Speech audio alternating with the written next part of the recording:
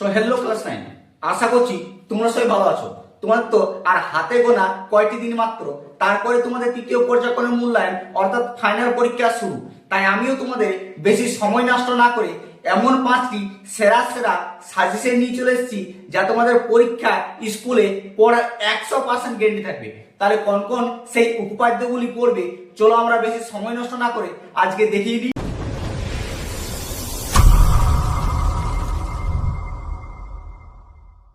উপপাদ্যগুলি দেখার আগে তোমাদের কাছে ছোট্ট একটি অনুরোধ, তুমি যদি আমার চ্যানেলে নতুন হয়ে থাকো তাহলে সাবস্ক্রাইব করে দিও, আর সাজেশনগুলি ভালো লাগলে বন্ধুদেরকে শেয়ার করে জানিয়ে।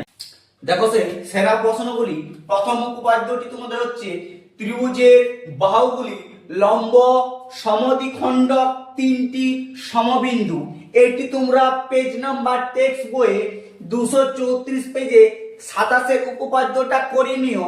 এটি মোস্ট ইম্পর্টেন্ট, যা এবছরের জন্য অনেক অনেক গুরুত্বপূর্ণ তোমাদের। 2 নম্বর বা অথবা কি ত্রিভুজের কোণগুলি অন্ত সমদ্বিখণ্ডিক তিনটি সমবিন্দু। এটিও মোস্ট এবং গুরুত্বপূর্ণ প্রশ্ন। এটি তোমাদের পেজ নাম্বার 239-29 এর উপপাদ্যটা পেয়ে যাবে বইয়ে। 2 নম্বর হচ্ছে মোস্ট এবং গুরুত্বপূর্ণ প্রশ্নের সবথেকে সেরা উপপাদ্যটি হচ্ছে কোন ত্রিভুজের দুটি বাহু মধ্যবিন্দু দ্বয়ের সংযোজক সরলরেখাংশ তৃতীয় বাহু সমান্তরাল ও অর্ধেক। আমি যুক্তি দিয়ে প্রমাণ করি। মোস্ট ইম্পর্টেন্ট প্রশ্ন, একদম মিস করবে না। ছেড়ে গেছো তো মানে মিস করে গেছে, ঠিক আছে। 3 নম্বর দেখো, যে সকল সামান্তরিক একই ভূমি ও একই সমান্তরাল সরলরেখা যুগলের মধ্যে অবস্থিত তাদের ক্ষেত্রফল সমান।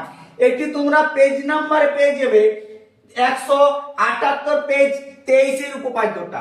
সব থেকে মোস্ট এবং গুরুত্বপূর্ণ প্রশ্ন লাস্টের প্রশ্নটি, যেটি হচ্ছে সমান সমান ক্ষেত্রফল বিশিষ্ট ত্রিভুজাকার এই ভূমির উপর এবং ভূমি একই পার্শ্বে অবস্থিত হলে তারা একই সমান্তরাল সরলরেখা যুগলের মধ্যে অবস্থিত।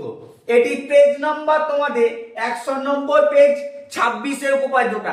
মোস্ট এই যে 5টি তোমাদের উপপাদ্য দিলাম 100% শিওর থাকছে তোমাদের পড়বে। আর হ্যাঁ,